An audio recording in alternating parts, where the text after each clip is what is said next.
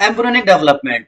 So till now we discussed how zygote formation occurs in ampulla region of fallopian tube, and from this zygote implantation occurs at the blastula stage.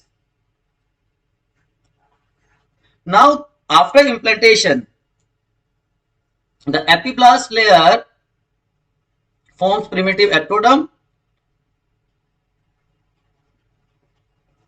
and hypoblast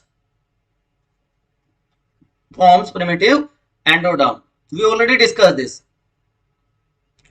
Now how further changes occurs? From this formation of 3-layered gastrula, जो blastula है बच्चों ये single layered है, इस single layered blastula से 3 layered gastrula की formation, इस process को कहते हैं gastrulation. This process is known as gastrulation. The time period already I told you कि after zygote formation this cleavage starts and by the 7th day implantation occurs and 11 to 12 day पे completely ये embedded हो जाता है endometrium wall के साथ, इसलिए इसको इंटरस्टिशियल इम्प्लांटेशन कहा जाता है. It is clear to everyone. Now what this gastrula and how it appears. So जो ब्लास्टोमियर्स हैं they show specific movement.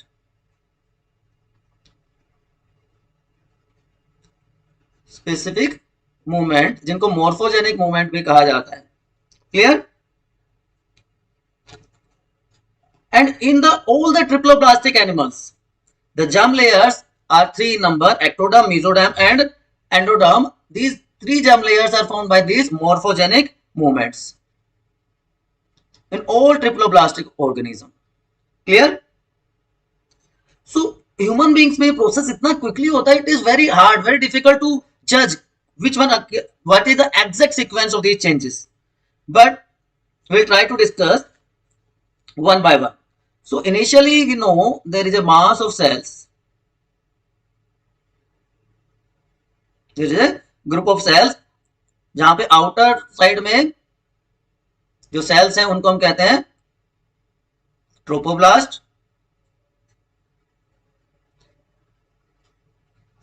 and internal cells, group of cells form the inner cell mass. Clear? Tropoblast and inner cell mass. Now in this tropoblast layer differentiation occurs or differentiation starts,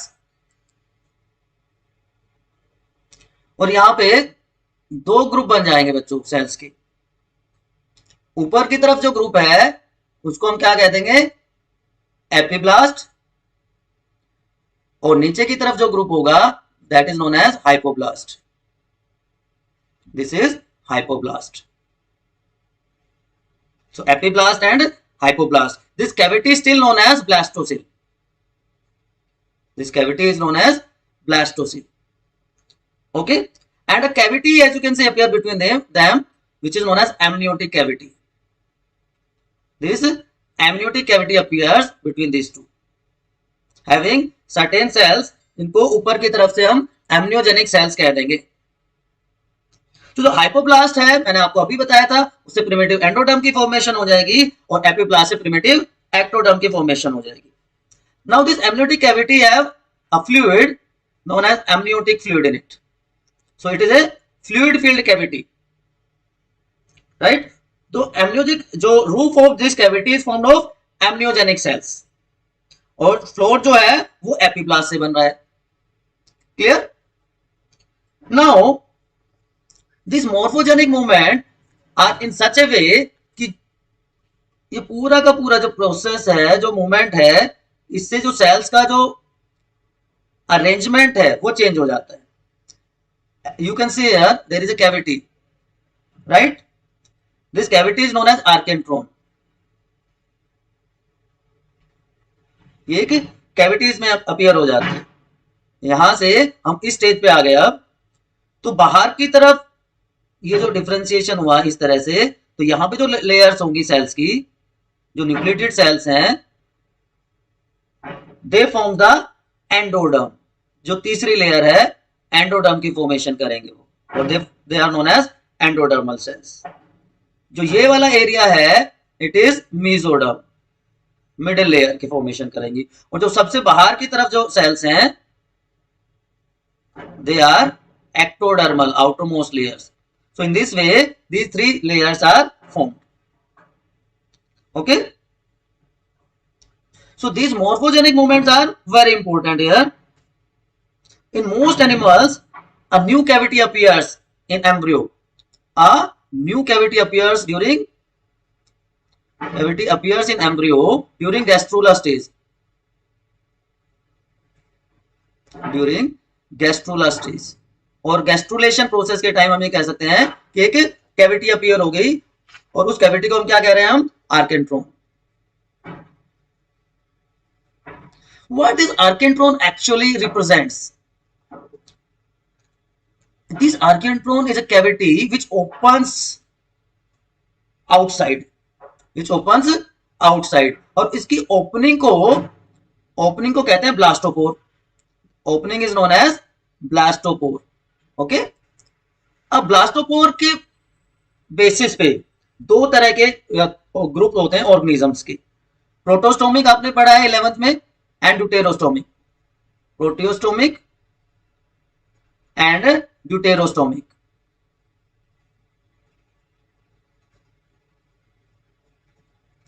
दोनों का difference क्या है? अगर blastopore से mouth की formation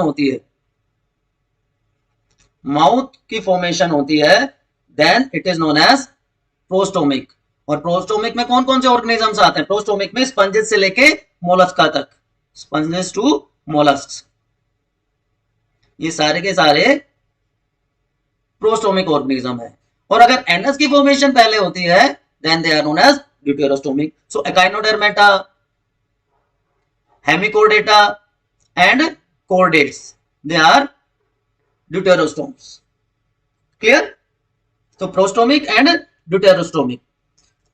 तो अब जो ये rearrangement and migration of cells है एपिब्लास्ट से, या हम कह सकते हैं जो मोर्फोजेनिक मूवमेंट्स हैं they help in formation of primitive streak.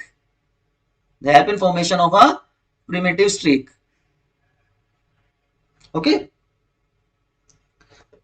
What is this primitive streak? जो एपिब्लास्ट है उसके डोर्सल साइड में एक ग्रूव होता है, फेंट हल्का सा groove, faint groove on dorsal side of epiblast.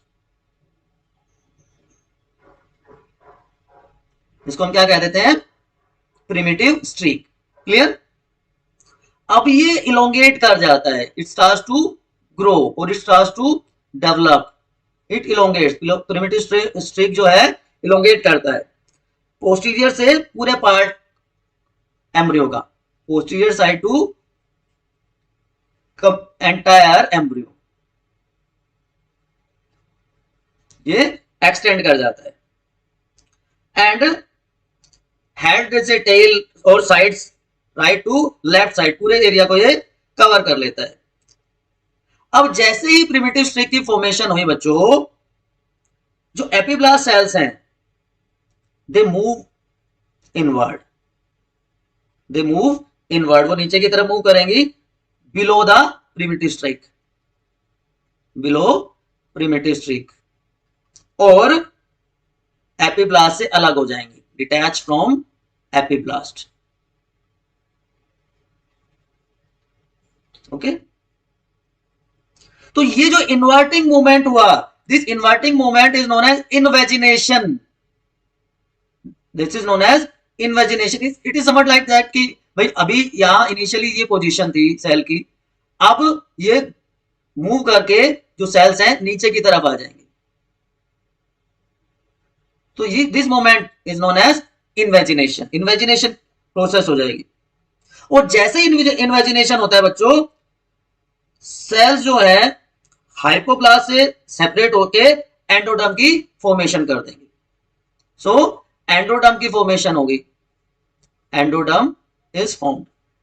ठीक है, तो एंडोडर्म सबसे पहले बनता है बच्चों, याद रखना, एम्ब्रियोनिक डेवलपमेंट में फर्स्ट फॉर्म्ड लेयर। नॉर्मली हम सोचते होंगे एक्टोडर्म बाहर की लेयर सबसे पहले बनती होंगी। अब जो बाकी सेल्स बच गई किसके बीच में? एपिब्लास्ट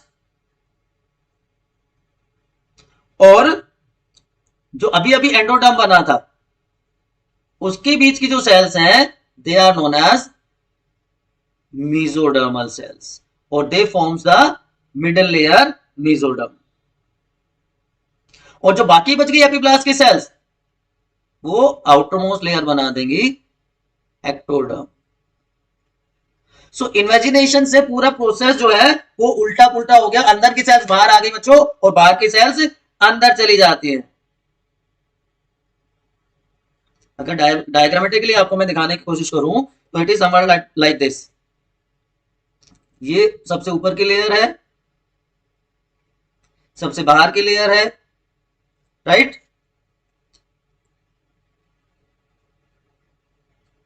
स्पेस थोड़ा सा हमने कम ले लिया है।